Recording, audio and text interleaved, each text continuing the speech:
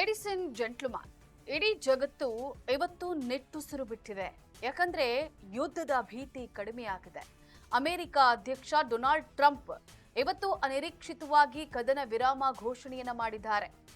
ಘೋಷಣೆ ಏನೋ ಮಾಡಿದ್ರು, ಬಟ್ ಇಲ್ಲಿರುವಂತ ಪ್ರಶ್ನೆ ಏನಂದ್ರೆ, ಯಾವ ಟ್ರಂಪ್ ತಾನು ಹಿಡಿದದ್ದೇ ಹಠ ಅಂತಿದ್ನೋ, ಯಾರಿಗೆ ಜಗತ್ತಿನ ಮಾತಿಗಿಂತ ತನ್ನ ಅಹಂಕಾರವೇ ದೊಡ್ಡದಾಗಿತ್ತು ಅಂತಹ ಟ್ರಂಪ್ ಈಗ ಇದ್ದಕ್ಕಿದ್ದಂತೆ ಯುದ್ಧಕ್ಕೆ ಬ್ರೇಕ್ ಹಾಕಿದ್ದು ಯಾಕೆ?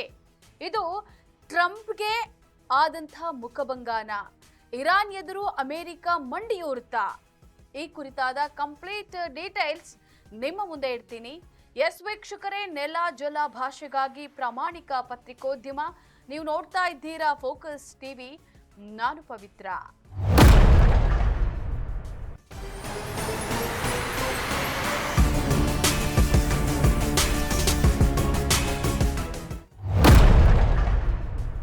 ಯುದ್ಧ ಆರಂಭವಾದ ದಿನದಿಂದಲೂ ಕೂಡ ಎಲ್ಲರೂ ಟ್ರಂಪ್ ವರ್ತನೆಯನ್ನ ನೋಡ್ತಾ ಇದ್ದಾರೆ. ಇಸ್ರೇಲ್ ಮತ್ತು ಇರಾನ್ ನಡುವಿನ ಕಿಚ್ಚುಗೆ ತುಪ್ಪ ಸುರಿಯುವಂತ ಕೆಲಸವನ್ನ ಟ್ರಂಪ್ ಮಾಡ್ತಾ ಇದ್ರು. ತಾನು ಹೇಳಿದಾಗ ಯುದ್ಧ ಆಗ್ಬೇಕು, ತಾನು ಹೇಳಿದಾಗ ನಿಲ್ಬೇಕು ಅನ್ನೋ ತರ ವರ್ತಿಸ್ತಾ ಇದ್ದಂತಹ ಟ್ರಂಪ್ಗೆ ಈಗ ವಾಸ್ತವದ ಅರಿವಾದಂತಿದೆ. ಯುದ್ಧದ ಆರಂಭದಲ್ಲಿ ಟ್ರಂಪ್ ನೀಡಿದ ಹೇಳಿಕೆಗಳು ಎಂತಹವರನ್ನು ಬೆಚ್ಚಿ ಬೀಳಿಸುವಂತಿತ್ತು.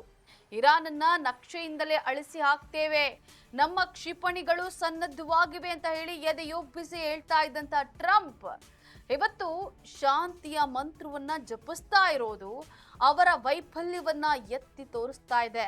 ವೀಕ್ಷಕರೇ, ಹಾಗಾದ್ರೆ ಇಲ್ಲಿ ಅಮೆರಿಕ ಸೋತ ಹಾಗೆ ಅಲ್ವಾ ಅನ್ನೋಂಥ ಪ್ರಶ್ನೆ ಕೂಡ ಉದ್ಭವಿಸ್ತಾ ಇದೆ.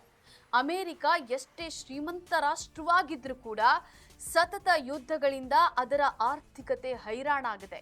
ಅರಬ್ ರಾಷ್ಟ್ರಗಳು ಮತ್ತು ಯುರೋಪಿಯನ್ ಒಕ್ಕೂಟ ಟ್ರಂಪ್ನ ಏಕಪಕ್ಷೀಯ ನಿರ್ಧಾರಗಳನ್ನ ವಿರೋಧಿಸ್ತಾನೆ ಬಂದಿದೆ. ಅಂದುಕೊಂಡಷ್ಟು ಸುಲಭವಾಗಿ ಇರಾನ್ ಅನ್ನ ಬಗ್ಗಿಸಲು ಸಾಧ್ಯವಿಲ್ಲ ಅನ್ನೋದು ಟ್ರಂಪ್ಗೆ ಮನವರಿಕೆಯಾಗಿದೆ.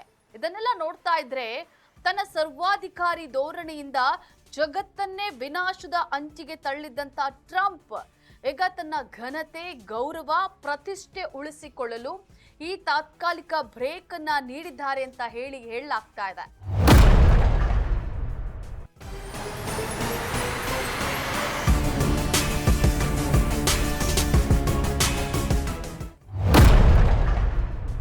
ಒಟ್ನಲ್ಲಿ ನಾನೇ ದೊಡ್ಡಣ್ಣ ಅನ್ನುವಂಥ ಹಠಕ್ಕೆ ಬಿದ್ದು ಸಾವಿರಾರು ಜೀವಗಳ ಜೊತೆ ಆಟವಾಡಿದಂತಹ ಟ್ರಂಪ್ಗೆ ಈ ಕದನ ವಿರಾಮ ಒಂದು ದೊಡ್ಡ ನೈತಿಕ ಸೋಲು ಅನ್ನೋದ್ರಲ್ಲಿ ಎರಡು ಮಾತಿಲ್ಲ.